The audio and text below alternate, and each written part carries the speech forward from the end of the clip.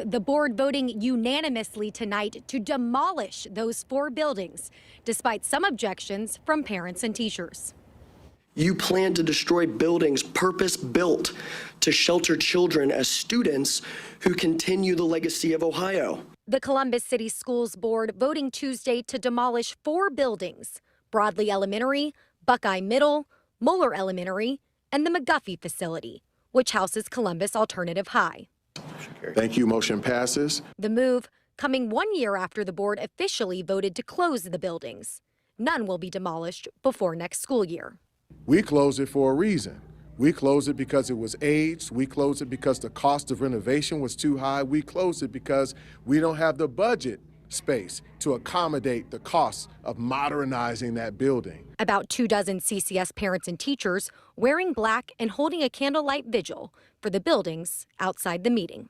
We are really coming here to honor and mourn the losses that we have experienced in Columbus City Schools. Sharing their grievances with the board. Whether they demolish them or not, the conversation should have happened prior to taking the vote with what could have been done. And conflictions with the vote.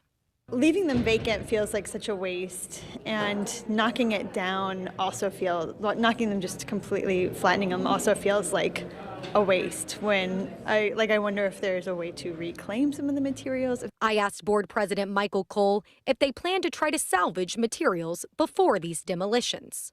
That's an awesome question. So one of the most unexplored spaces is just that. How can we identify other opportunities to utilize our assets in a way that ideally closes gaps within the community? Those conversations are, certainly, I think in the emergence of being underway. Cole sharing his message with those concerned.